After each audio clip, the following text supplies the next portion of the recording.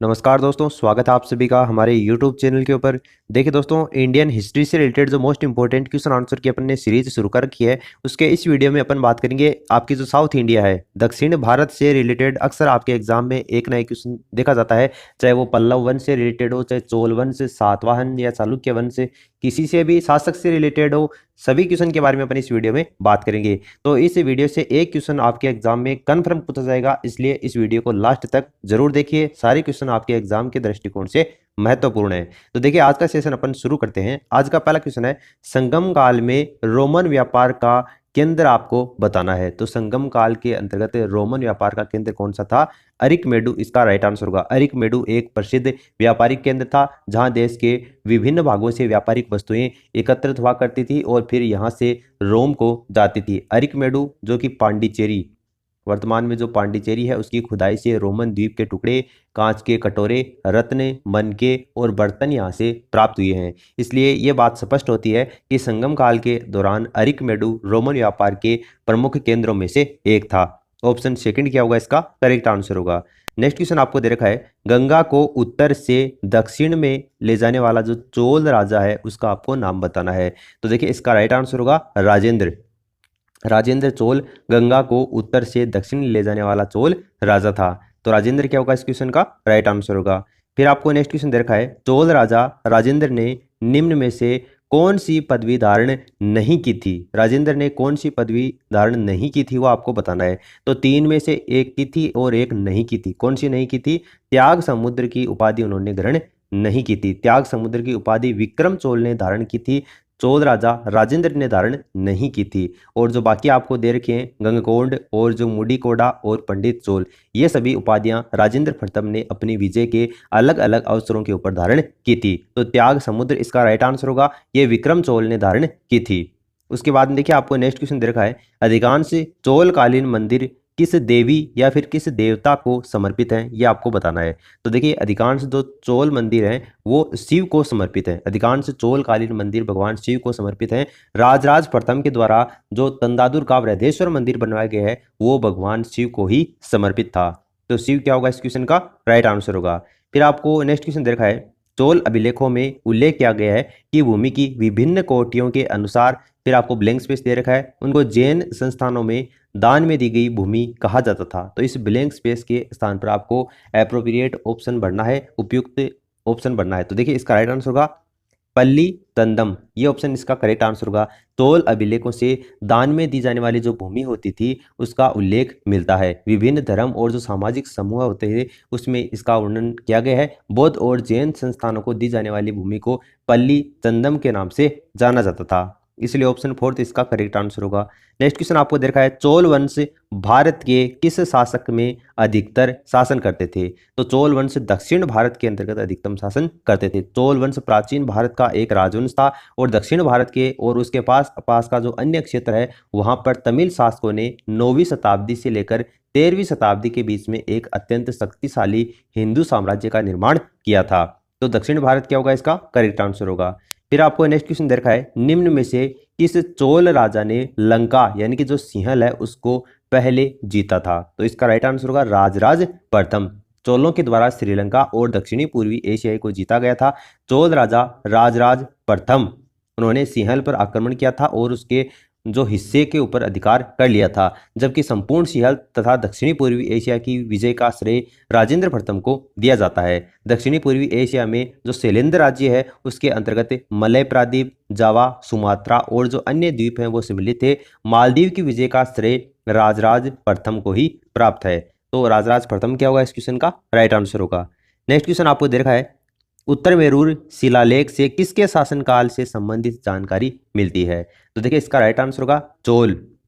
उत्तर मेरूर तमिलनाडु के कांचीपुरम जिले के अंतर्गत स्थित है और यहाँ से जो शिलालेख प्राप्त हुए हैं, वहाँ से चोलों के ग्रामीण प्रशासन के बारे में जानकारी मिलती है। यह शिलालेख लगभग 920 ईस्वी के आसपास के समय के बताए गए हैं। तो चोल वंश क्या होगा? इसका करेक्ट आंसर होगा।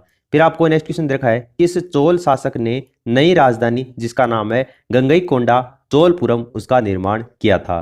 तो इसका राइट आंसर होगा राजेंद्र प्रथम। चोलों की नई राजधानी गंगईकोंडा चोलपुरम का निर्माण राजेंद्र प्रथम के द्वारा करवाया गया था, इसलिए ऑप्शन फर्स्ट इसका करेक्ट आंसर होगा।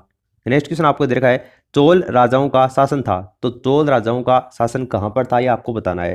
तो देखिए इसका राइट आंसर होगा तमिलनाडु के ऊपर था। चोल राजाओं के चरमोत्कर्ष के समय चोल साम्राज्य में दक्षिणी राजाओं का अधिकांश भाग सम्मिलित था। चोल साम्राज्य की स्थापना और पतन के समय यह तमिलनाडु राज्य के अंदर ही सिमटा हुआ था। तो तमिलनाडु क्या होगा इस क्वेश्चन का राइट आंसर होगा।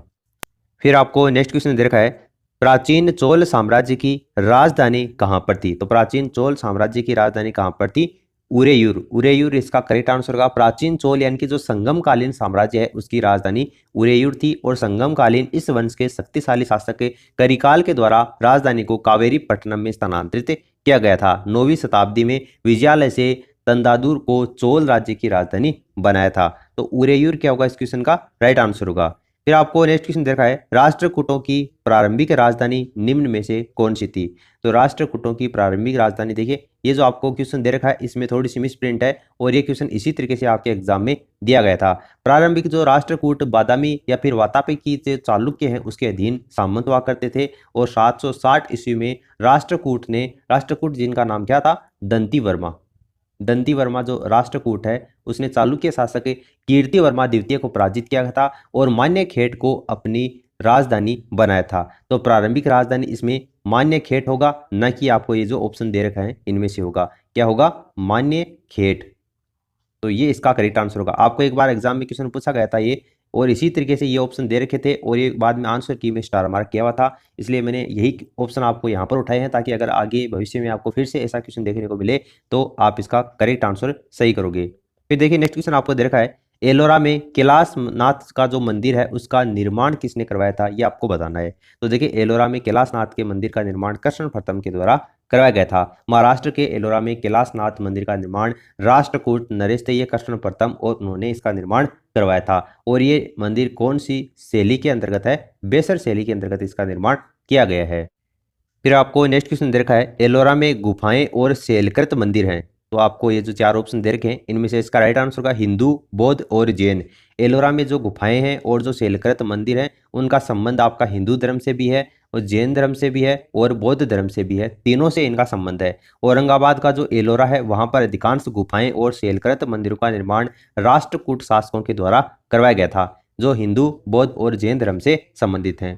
फिर आपको नेक्स्ट क्वेश्चन दे रखा है, निम्न में से कौन सी पुस्तक राष्ट्रकूट के राजा अमोघवर्ष के द्वारा लिखी गई थी। तो देखिए इसका राइट आंसर होगा कविराज मार्ग। कविराज मार्ग इसका करेक्ट आंसर होगा। गोविंद तृतीय का पुत्र था अमोघवर्ष, वो धर्म और साहित्य का अनुरागी राष्ट्रकूट शासक था। अपने स्वयं कन्नड़ भाषा के अंतर्गत कवि राजमार्ग नामक एक ग्रंथ इन्होंने लिखा था। आदि पुराण को जिनसेन ने, गणित सार संग्रह को महावीराचार्य ने और अमोघवृत्ति को शाक्ताय ने लिखा है। तो ये अलग से फैक्ट्स बनते हैं जो आपको ध्यान में रखने हैं। कवि राजमार्ग क्या होगा इसका करेक्ट आंसर होगा।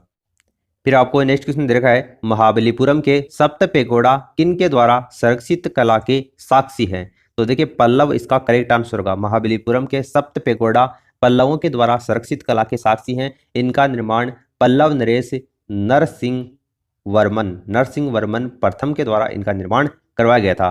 तो पल्लव वंश क्या होगा इसका करेक्ट आंसर होगा।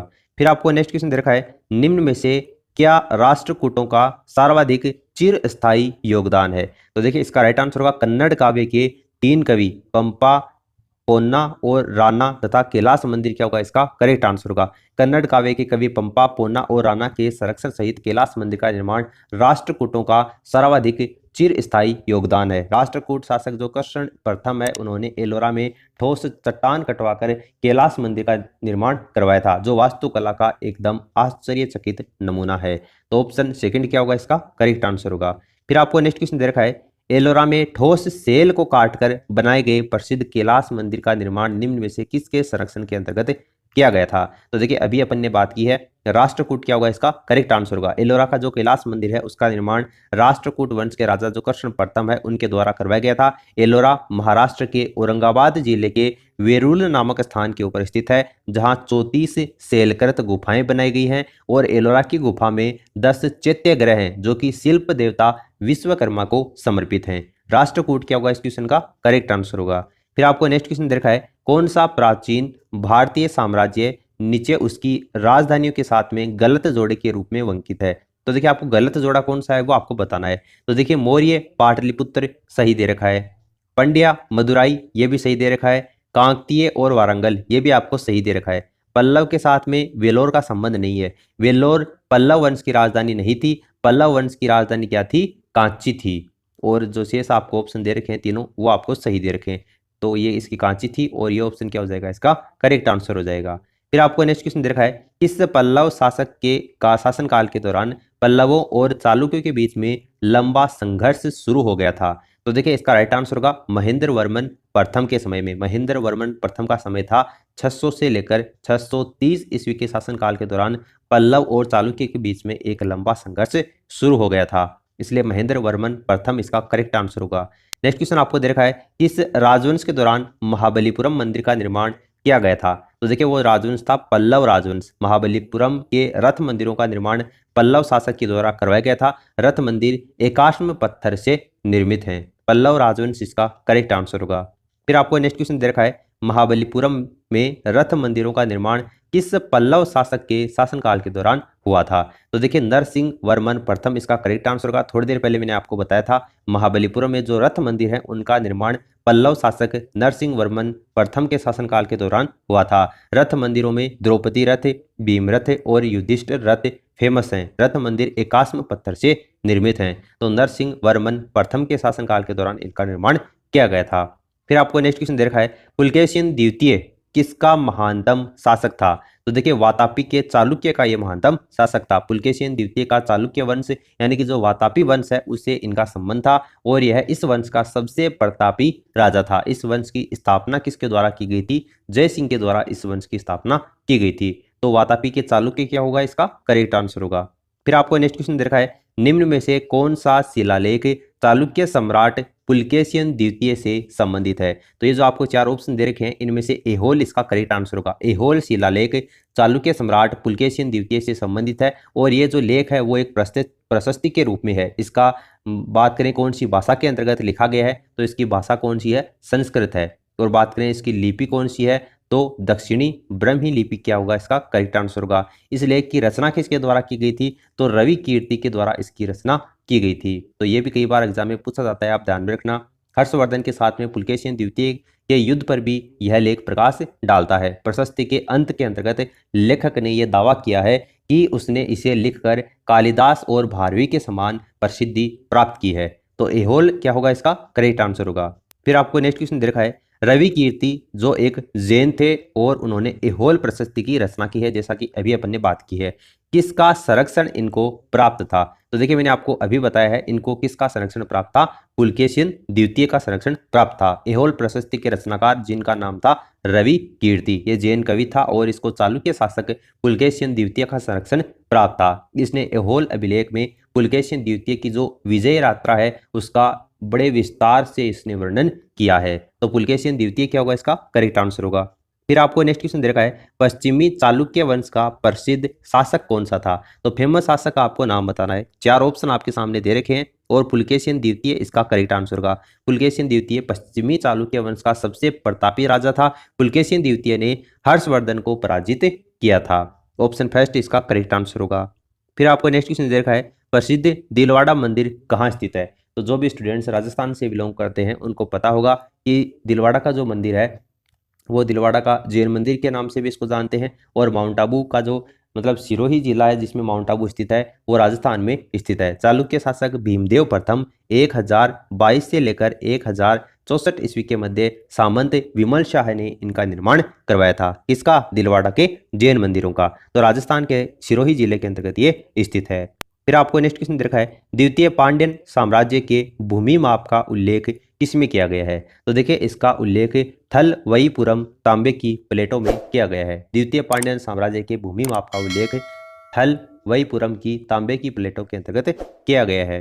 फिर आपको नेक्स्ट क्वेश्चन दे रखा है, पुस्तक जिसका नाम आप यहाँ पर देख सकते हैं कथा सरित सागर किसके द्वारा लिखी गई है? तो ये सोमदेव के द्वारा लिखी गई है। सोमदेव ने कथा सरित सागर नामक पुस्तक की रचना की।